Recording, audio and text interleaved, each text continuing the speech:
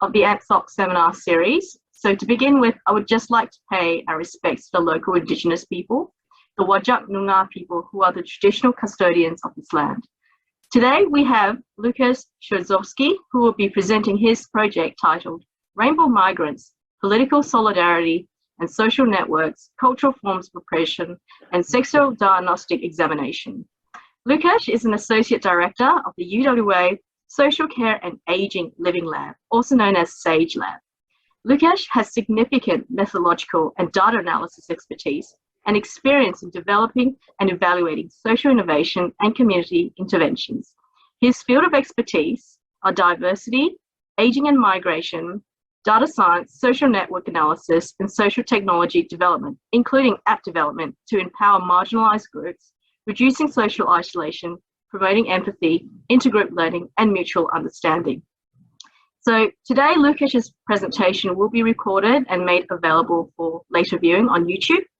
And also please remember to keep your microphones on mute during the presentation. So without any further delays, Lukasz, would you like to take it away? Thank you, Chen, for your introduction, and thank you all for joining this seminar, happy to present my, I would say, side job.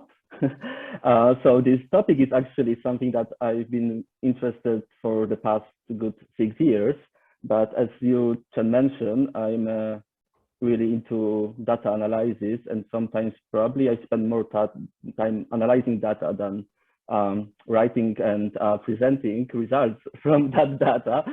So it's been a while, but somehow recent events made me thinking more, even also personally, about this issue.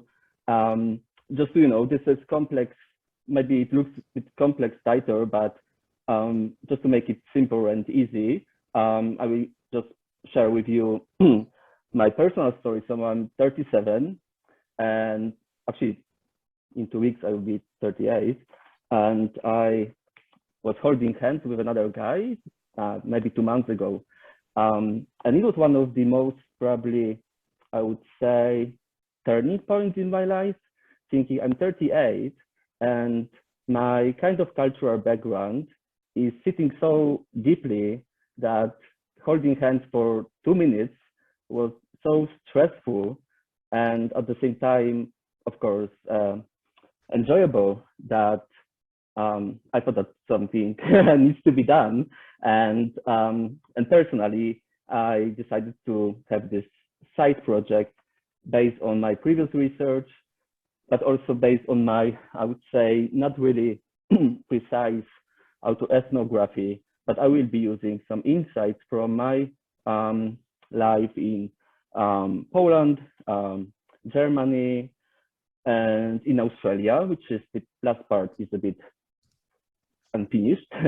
And there is no, I don't have any research projects focusing on rainbow migrants precisely in Australia, but that's the intention, to kind of share with you my idea of the concept of rainbow migrants, and maybe build on that and think how this concept might be relevant to Australian context, especially for, I would say, for service provision and for aged care, where it's really little known about how gay migrants interact, how they experience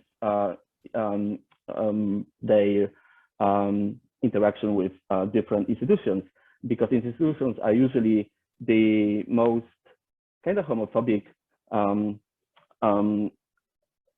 spheres of our lives. And by institutions, I mean not only kind of formal institutions, but also institutions of, for example, family. So just to start with some, overview, I'm pretty sure you are aware of it. It's still quite a big number of countries where I, for example, can't go. I will not go for now. And from which countries, many LGBTQI plus people are simply escaping from persecution, extermination, and all you can imagine is related to gay life in certain countries. But the notion of rainbow migrants, it's not only to show that there are different forms, different types of migrants who are sexually diverse, but it also questions or challenges a notion of emancipatory outcomes of migration from, backward conservative communities, countries, places, to enlightened Western countries of same-sex equal rights. So this is kind of form of neo-colonialism, and probably my behavior in restricting myself from holding hands with my partner, is one of these issues, right? So it's kind of looking at me as a mate, cisgender gay guy from Poland. I think a few months ago there was like really really good and very informative and accurate documentary movie about Poland. I forgot now, A Foreign Correspondent, and there was one episode showing Poland as a country of mass emigration, mass sexual migration, actually. So and we tried to not focus on Poland, but that might be a bit difficult. But generally, what my aim is to show you maybe just two examples, and two quite not opposite examples, but examples that are connected with forced migration and LGBTQI gay refugees. And I would say cultural refugees, not the refugees, even though after 30 years of Poland being independent country, recently there was first case in European Union of Polish guy receiving asylum in Norway, which made everyone in the European Union confused. As a part of this introduction, I would like to show and present few issues that frame my understanding of my rainbow migrants or rainbow migration. So it's a kind of empirical but also analytical category. So of course, it's not that some people would call themselves rainbow migrants, but it's the migrant or the rainbow figure shows a kind of spectrum, and shows also the fact that nothing is linear. And most of the literature in, around sexual migration, sometimes it's called queer migration, sexual diversity migration. So the literature is actually focusing, I mean, maybe not recently, but kind of traditional sexual migration studies were focusing on kind of linear process of a suppressed, oppressed white gay man migrating to another kind of country, but maybe less conservative, more liberal. And this is kind of linear understanding that migrating to this kind of environment will automatically make this person accepting oneself and being, fully integrated to receiving society as a, a person who is following modern understanding of sexual freedom, self-expression, and so on. But the case is different because it's probably hard to get rid of kind of cultural baggage after many years and suddenly enjoy our benefits that are connected with open societies that are inclusive and valuing everyone. So there are like different forms, and these forms in my or in my understanding of rainbow migrants and how this category applies to different streams and directions of sexual migration, are based on different dimensions that I will present later. But in general, it's based on experience of homophobia, institutional, social, cultural systems of oppressions that are very often overlapping.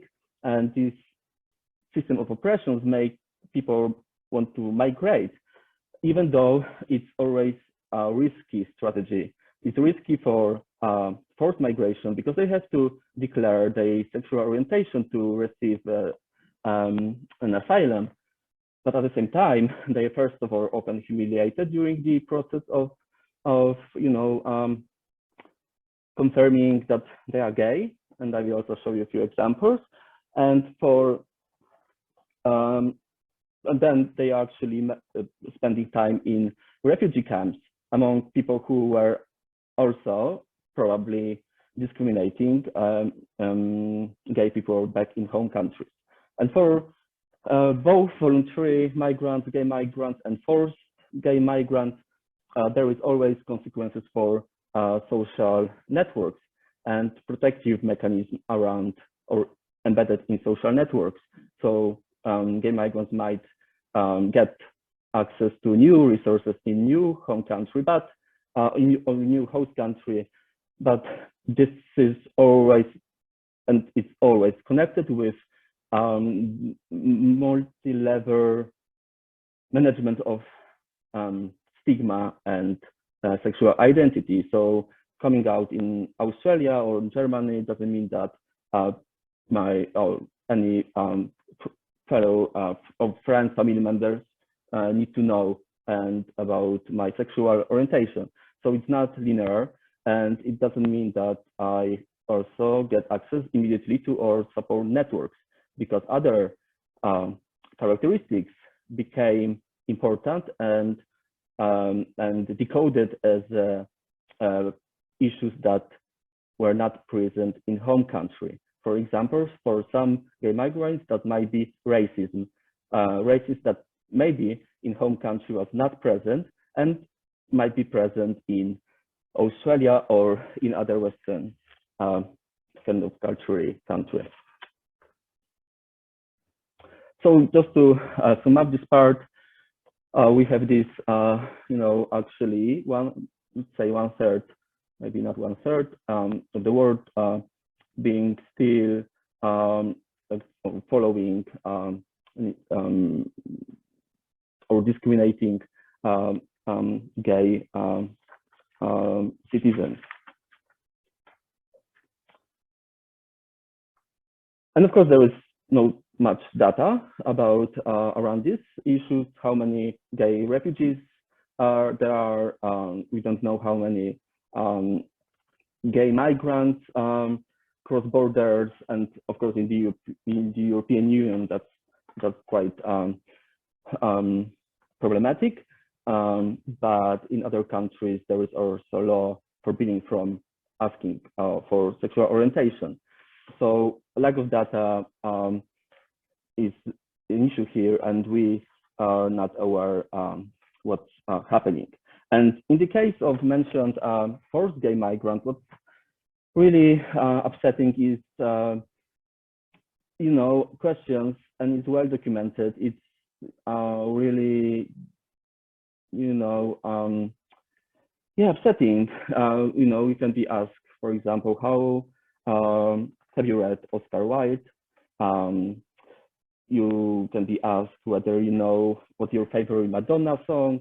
You can be asked whether you swallow your partner's semen, or how actually gay life should or like looked back in home country, or kind of final comment might be, why did you arrive here, or why are you gay in a country that that kills for being gay.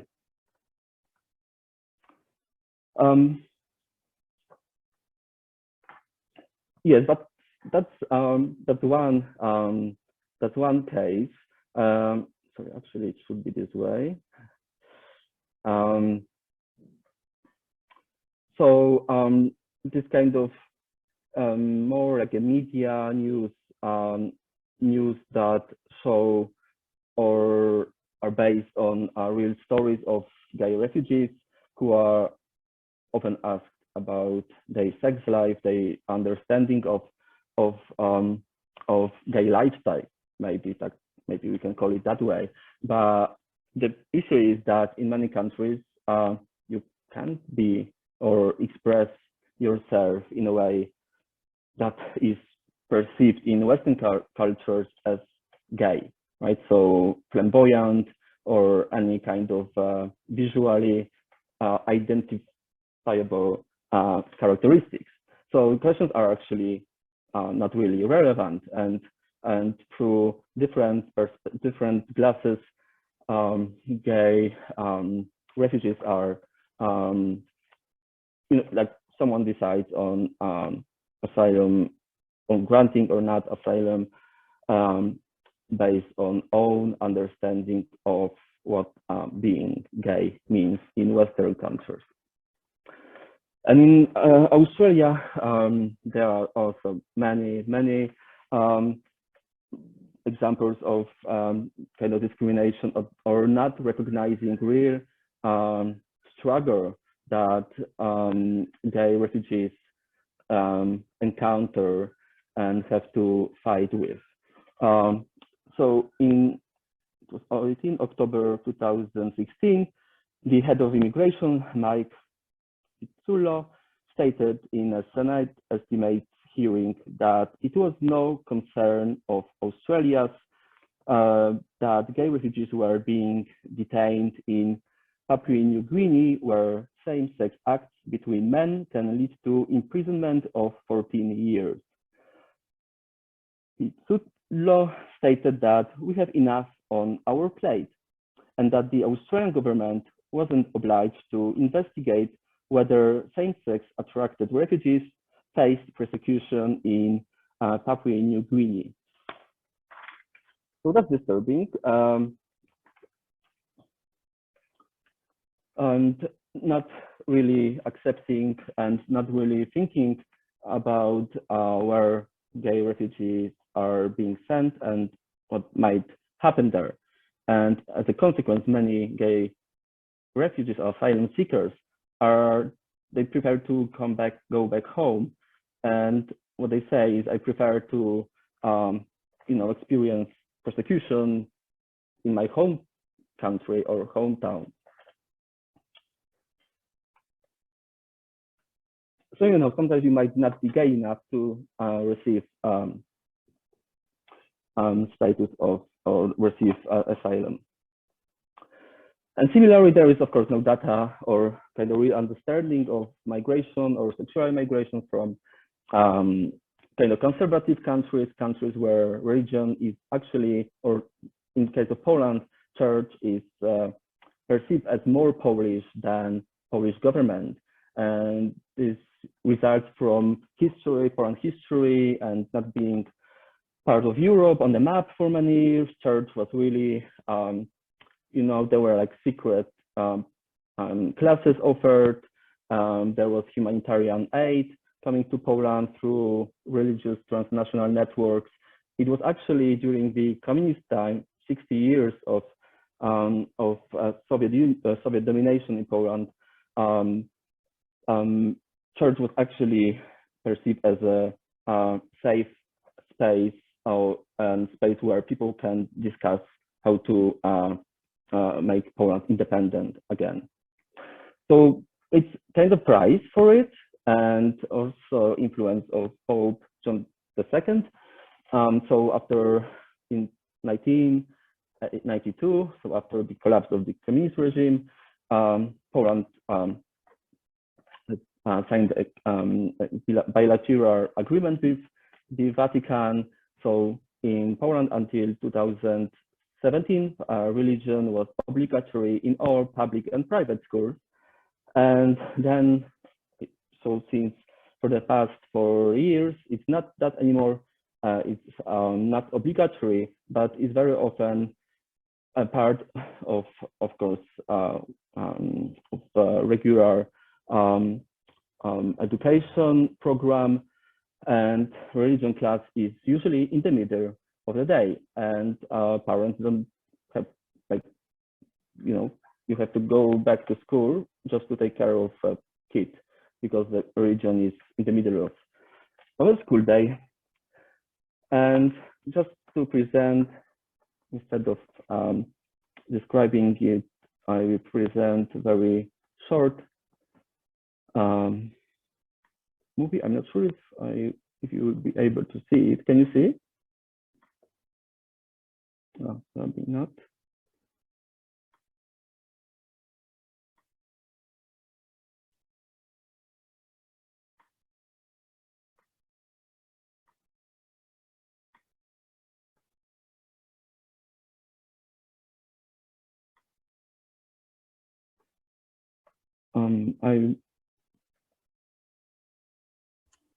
I'm not sure if you can see. Maybe you need to stop share and start share again. Would that help? Yes, I think I never shared actually video. Sorry.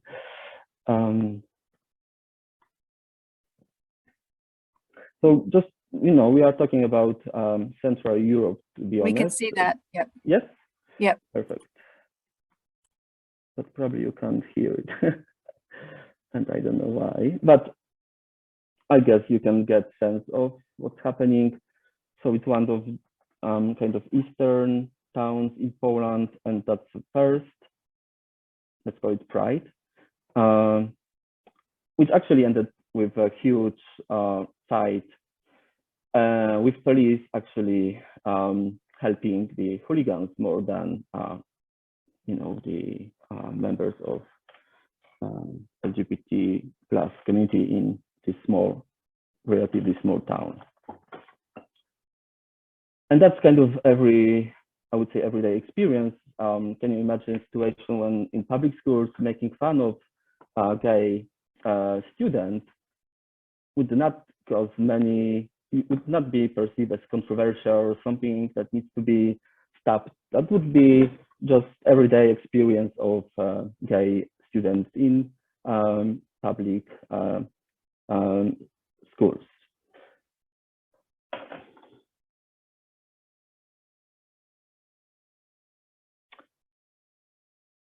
Okay.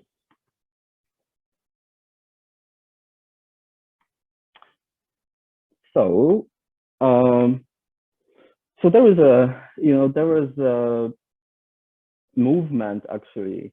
There is this movement that started a few years ago when Polish president during the election campaign mentioned that LGBT people are actually, they are not people, it's an ideology, and that we are foreign, that not being practicing and fully engaged into religious practices Pole means that you are not Polish. And half of Poland declared at some point LGBT-free zones, and that was declared even in my hometown, meaning that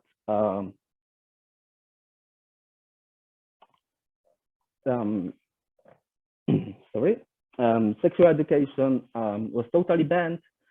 There was no way for any non-for-profit organization to provide training or assistance to students who are experiencing depression due to everyday experience of homophobia.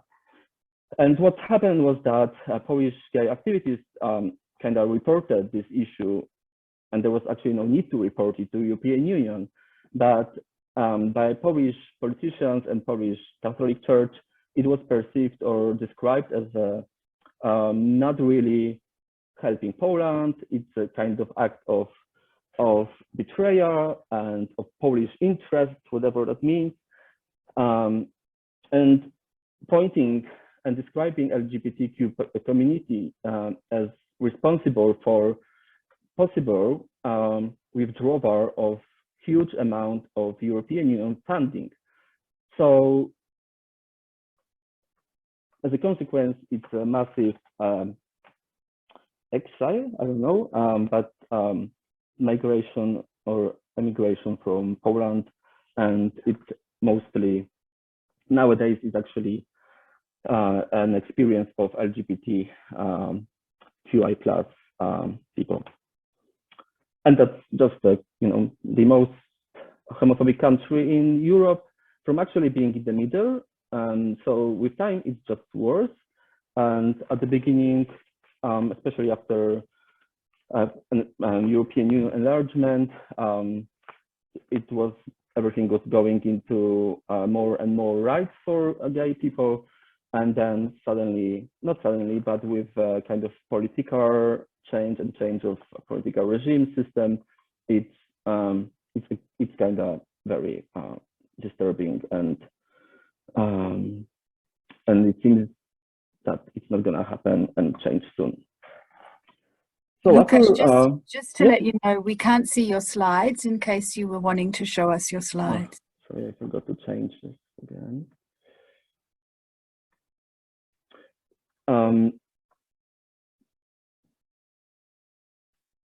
So this is my, yes, so this is kind of my research question. And in this context of introduction, the research question is trying to capture this kind of flexibility and how migration changes status of gay people, and how gay people experience different forms of oppression depending on their location. And that being in an open and liberal country doesn't mean that gay migrants don't follow kind of old patterns, and then they might be perceived as not fully accepting their sexual orientation and not combating internalized homophobia. So the research question is about how that moving between a context of fear, oppression, discrimination, or extermination to a more liberal one changes the way gay migrants think about their own sexual identity, same-sex rights, and how does this impact their struggle for recognition. Recognition, for example, in country of home country, recognition in form of, for example, same-sex human rights, and recognition in host country when socializing on trying to get access to new resources, to support networks. The situation is that they might not have desired qualities or attributes, and where new forms of oppression might appear. And of course, there is literature, and there is a lot mostly around forced gay migrants. So the literature is mostly located in Canada, in the US, in the UK as well. But there are still two assumptions. First assumption is that we have every gay man is following the same kind of group lifestyle, that everyone wants to be visible, which is not true. Some gay people, well, actually for some gay people, especially from countries where they experience a possibility to be executed, actually invisibility is something that they want.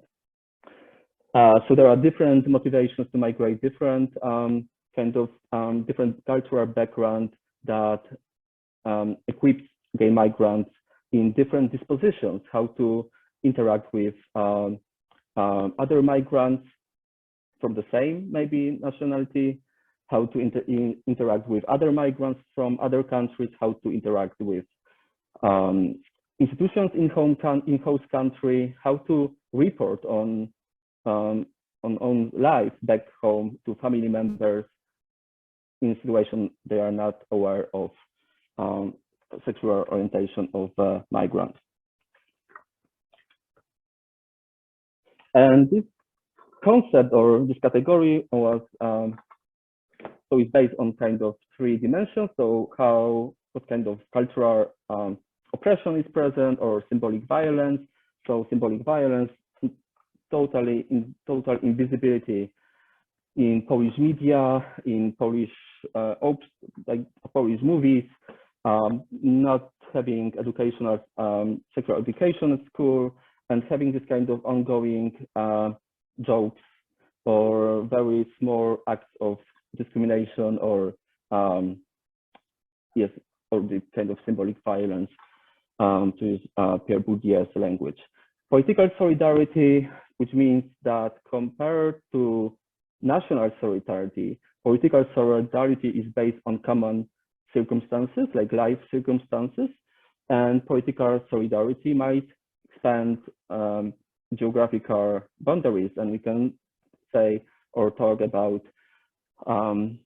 gay migrants and activists that are helping, especially gay members of gay community in countries where homosexuality is criminalized, and recognition and misrecognition that are from Axel Hollett's social theory, and stressing that we have actually different forms or different platforms where misrecognition happens. So it might be moral, legal, personal relationships, mutual satisfaction of needs, and communicative will information. So these are kind of platforms we can analyze situation of and experiences of gay or rainbow migrants. I will skip this part. It's based on many interviews, but these projects were not focusing on gay or rainbow migrants. We had in the sample many cases of gay or lesbian or transgender respondents or interview partners, and we are following these respondents over was 4 years, and looking at the social networks and how these networks change in time when someone just arrives. In the UK, the network is usually quite big, and then suddenly the network shrinks because there is this kind of misunderstanding or just following stereotypes that might be exclusionary and excluding gay migrants from gay networks in London, for example, because of language, because of lack of cultural capital. So there are different kind of forms of oppression. I think I will skip this part because I realize I don't have that much time, but these are the same kind of categories I listed on this slide. So when I say that I'm interested in different forms of oppression and how these oppression or systems of oppression changes where in the transnational social spaces, I mean that maybe in Australia, abuse or homophobic behavior would be punished, but in Poland, probably not, depending on a police officer. It's not a kind of case of legal system. It's the case of individual decision of a policeman. But the thing is that this kind of oppression is very often actually connected with better well-being in some cases, not in Nigeria maybe, but being this kind of belonging to a group that's oppressed, there is also like a bright side or silver lining that it actually sparks political solidarity. So helping each other. I'm looking for a job, I'm looking for work. And in Poland, I would be totally, not totally, but I would rely on gay networks in a way that these people would not be my close friends. They would be members of my weak ties, which means that I have access to information, not necessary to emotional support. And the third dimension, which is recognition and misrecognition, based on different hierarchies of race, class, gender, and institutional process of international migration. So, of course, I didn't have to apply for a humanitarian visa, and my situation is privileged, and I would never compare to a forced migrant applying for humanitarian visa and spending 2 years in a homophobic place while waiting for final decision. And it, of course, affects mental health, physical health, access to medication, and many other aspects of daily day-to-day life. And this is kind of final case. So case studies, I have 2 case studies, and I will just, so first case study is about gay refugee who arrived in Munich in 2017-16, and they together with his friends, family members, and then he spent a year in Munich, and he's describing his constant awareness that and kind of interpretation of the situation he was in Munich, that he felt that, you know, he's still in Syria, and that he still needs to be aware of what's happening, not only because of fellow people from Syria, family members, friends, and kind of direct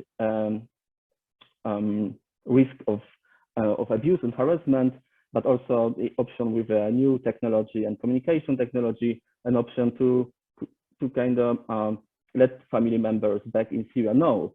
So it was constant kind of managing sexual identity. And then Adil got permission to move to Berlin, where he was immediately a member of a kind of gay group, and the gay group introduced him to a program. It was like flat sharing program. So Adil immediately integrated. After 1 year, he was quite well integrated and speaking good German, and well with an access to informal support networks. And the other case is Polish transgender man who was also gay and who had to escape from Poland, not because of persecution or a risk of being exterminated, but because of cultural oppression, and fight over his right to take care of his daughter, right to be to have this legal identity changed. So what happened? He was traveling, he was on a bus without a valid ticket. And then there was a kind of regular ticket check. And of course, legal identity was not really matching physical or identity as a man and physical look. So police took him to a police station. He was forced to undress with jokes, with all what's happening, and they decided to leave. Also after an experience of sex correction, where in Poland you need to sue a parent or parents for not making the right decision when a child was born. So you need to sue parents to actually change your sex, which, you know, just if they are not, like, if parents are not alive anymore, there are court kind of people that you can just pick and sue them, and they would be representing your parents. And the thing is that after migration to Berlin, they lost all contact or support from Poland, from his mother that was helping with childcare. He lost contact with his friends who were okay with his sexual orientation, but not really with an option that 2 gay guys are taking care of a girl. And that's what we have in statistics. 20% of only 20% of Poles are against gay marriage, but 75 is against adoption or the right to adopt by same-sex couples.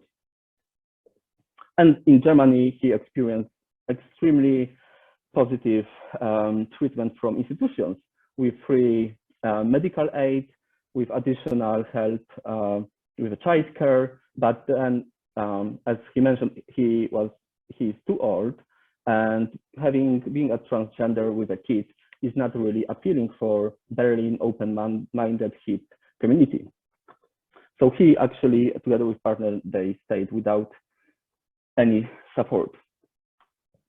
And I wanted to finish with, Australian case, and I'm pretty sure you know a bit about statistics in that area. So of course there is still kind of stigma, and there is still fear from accessing services. It's a huge fear, and in any country actually, and it's not true, of course, or less true for younger generation, but for older generation. And I already think about myself as an older generation, and really being scared of any situation when police stops me.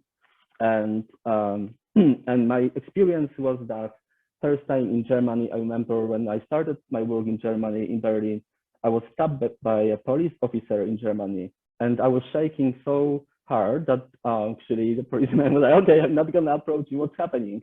And I was like, I don't know, we are police. And he said, oh, I just wanted to let you know that in Germany, you don't have to have your lights on all the time, as it's the case in Poland. So he actually was saving my battery. And my kind of first reaction was that he is going to do something because he's German and I'm Polish.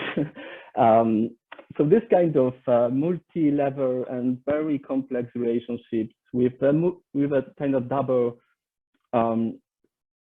stigmatization, not stigmatization maybe, but kind of overlapping sexual, cultural, and linguistic kind of diversity that makes it even harder for gay migrants to access services, to access or request services that are inclusive and culturally appropriate.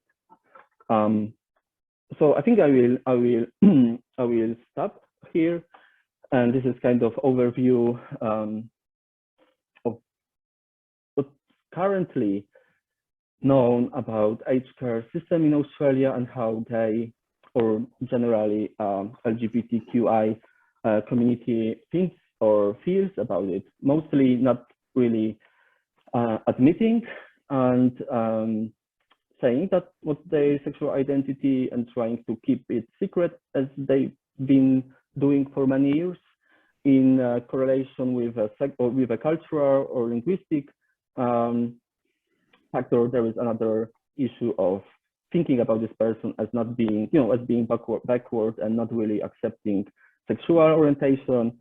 There is a lot of vulnerabilities and forms of marginalization that, for example, might lead to abuse of older gay people because of often tension between family of choice, friends, and people who are actually taking care of emotional well-being, and family members who often are rejecting and then are actually interested, for example, in property. So that's something is not really embedded or is not part of service design in a way that this kind of situation would be detected. Okay, thank you, and I'm really sorry for speaking so long, but that's my kind of personal story, so I just couldn't stop. Thank you. Thank you so much, Lukasz. What a powerful body of research you've done. That's really incredible. I'd like to open the floor up to the audience so that if you have any questions or comments, please raise your digital hand icon so that we can have some of these conversations with Lukasz.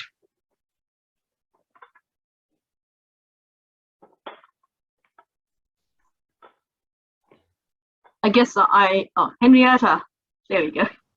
Would you like to, yeah.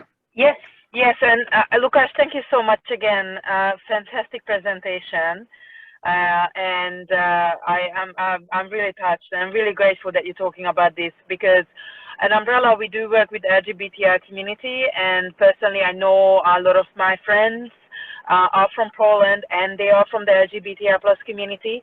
And what I experienced, especially working at an Umbrella where we are open and welcoming and part of the Pride Parade, and we're preparing for it as we speak, is that really the politics from the country of origin has a huge impact on the person here in WA. So when the government was more liberal in Poland, they much more open about it, but I saw a very clear shutdown and close down, rejecting not coming to Pride parades, for example, or they don't want to talk about their journey, because a lot of them declined to be part of, to be on the flyer, for example, because they were worried that their family get prosecuted back in Poland. What is your experience in regards to that? Is it maybe I just, because I would love to work or talk to them or help them, or what we can do from our end to help the community to feel more welcome. But then again, I feel very that it's very difficult, because we can't really do anything with the politics back in Poland or Hungary. As you know, Hungary is also unfortunately went down the wrong way. Thank you. Yes, thank you, Henny, and that's really important question, because I'm focusing on Poland, of course, and it's not the case in other Eastern European members of the EU, where situation is not that serious. I mean, it's serious, but it's not, I would say, at the same level. And my experience, or just from living and being interested and constantly monitoring what's happening, is that's exactly what's happening. And my parents would probably never share it with not close family members, because everyone knows, but with distant relatives, or not next door neighbor, but second, maybe it's better not to mention it. So it's a form of oppression that stops me from being honest, and stops me from visiting my parents and and suddenly play as a straight guy. So maybe it's not like that, but it is to an extent. So that's true. And I don't think there is something we can actually do, maybe kind of awareness, or raising this kind of issue that there are other forms of oppression, and that this is misleading, thinking that member of European Union and country that was always perceived as very ambitious, like there was always an increase in everything, right? At the beginning for 20 years, there was also increase in human rights. So there is nothing taken for granted, and it can't be taken for granted. And I think it's actually, what I was thinking is actually this kind of awareness campaign, that it's not taken for granted, and it's not taken for granted in Australia. And and this is kind of, I think, the only thing, or maybe not the only thing I can think about now, is this kind of awareness, and that Eastern Europe or post-communist countries are actually kind of post-colonial places, where there is different power relation in relation to other countries that were not a part of the communist regime. And this is a kind of form of long-term or long-lasting oppressive system, when you can't believe in your own government, because your own government for 60 years was actually not Polish government. So people don't believe in government. What they believe is other institutions. And following this kind of approach, which is exclusionary. Sam, did you raise your hand earlier?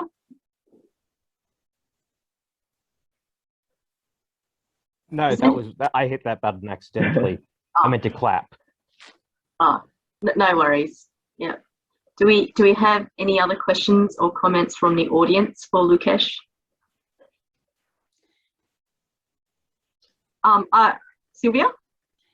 Yes, probably more of a comment. Thank you, Luki, for presenting that research. It's very interesting and it's very personal, obvious, which adds really an extra dimension to your talk. That reminded me a little bit of a different, I'm from Bulgaria, by the way, and it is East European country and it's very homophobic. I can testify to that. I know exactly what the culture is like, but it's very much around the cultural politics of migration. And it reminded me of papers that I read, I think by Stephen Bertowitz, who wrote about the synecdoche and how one thing can represent the whole. And often, you said in the gay community, it's invisible. You don't actually have that. An example given was the Muslim community. A veil, a face covering could be that particular symbol. But in the gay community, since you don't have your social support networks because your own community could be, just as homophobic as you have escaped from. And you have probably a need for a global reach or even a global community that you're looking towards rather than a local one. It is very much a cultural and it is political at the same time. It's how I'm seeing it. Would you agree? Yes, definitely. And from all the research, and altogether it's probably 12 cases, 10 with kind of migrants from Poland in London, Birmingham, and Berlin, but also a few cases from interviews with refugees. And it's kind of opposite process to, let's say, straight migration, where initially gay migrants very quickly are entering new networks, new support resources, because it's kind of no one knows who are these people. And then, there are differences because most, I'm sorry for using this kind of big quantifiers, but often it's this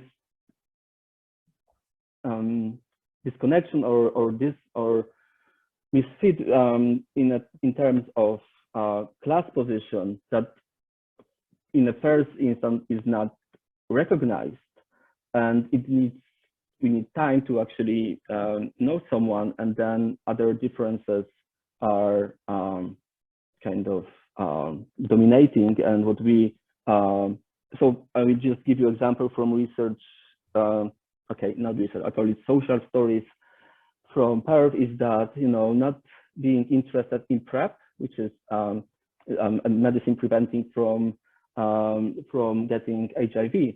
And it's it's 99% of efficiency, and everyone's, oh, why are you not on PrEP? And people or migrants, and it's actually interesting because it's for almost most of migrants is that, but it's not preventing from the rest of sexual transmitted diseases. So it's not a quick solution just to take a pill that actually, okay, that's great, HIV is done, but there are other things and health risk. And that's always, oh, because you're in Eastern Europe, you don't believe in medicine. And so that would be this kind of discourse, which is actually now with COVID and many Polish migrants not believing in COVID or being against vaccination, because again, they follow Polish media, they follow kind of Polish resources, or they reply or they repeat what they hear from their friends, family members in Poland. So yes, that's totally, I agree. And then there is kind of decrease in network size and increase in kind of reliance on global networks and kind of activism, which is more humanitarian and relating to generally helping everyone, regardless of sexual orientation and so on. I think we have time for one more question or comment. So I see, Loretta, you've got your hand up. Did you want to ask a question? Or... Thanks, Cheng. Thank you, Lukasz. I just wanted to acknowledge how difficult and courageous that must have been to present, and also, you know, how stimulating the conceptual framework is in trying to sort of unpick the complexity of this. I was really struck by also the similarities when you were talking about relationship to homeland. You know, the relationship to hometown is such a central trope in migration studies. And when you mentioned that your hometown was a gay-free zone, you know, it's just so upsetting. And you know, being a scholar of this particular migration dimension, I completely understand how profound that is. But also, you know, even migrants without this level of complexity and identity, marginalised identity, do experience disorientation and levels of rejection when they return because of notions of abandonment and symbolic competition and so on. And I just wondered also if there's an element of social remittances that the gay Polish migrant community provide in some way to gay people who are back home, or just to the community in general. And I appreciate that it's a current political environment that makes that very difficult, but I wondered also if there was some positive social remittances that maybe that's not the best way to frame it, but you know what I'm asking. Yeah. Yeah, so thank you, Retta. Yes, there was a great book, Returning Griem, which actually is more about returning to class, or the primary class position, and how it's changing human relationships.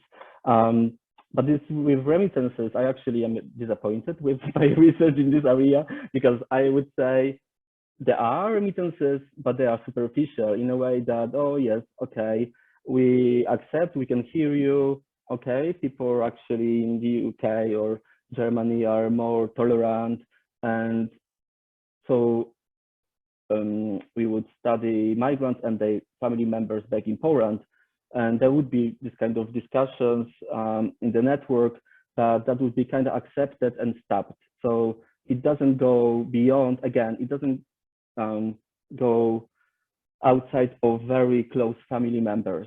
So if there is kind of remittance, and there is higher acceptance among members of gay migrants living in Poland than among gay, non-gay or straight migrants and their family living in Poland.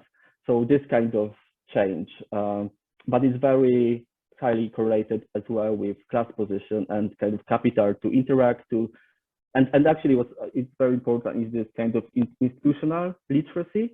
So not only language, but to know that actually you can call police, that you know, there are kind of certain rules and legal system that protects.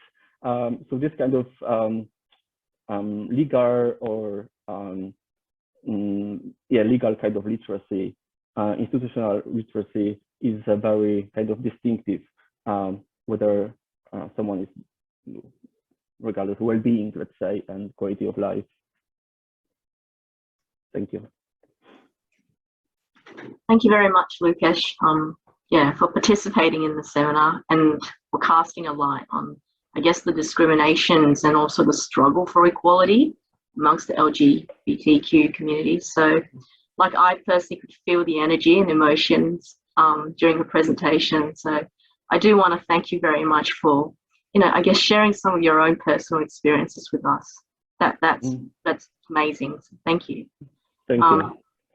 Next week, we welcome Danu Tanu and Angie Mishbach, who will be sharing their research on contextualizing intimate relationships between young male refugees and older local women from Indonesia. So we hope you all have a lovely weekend, and we'll see you guys next week.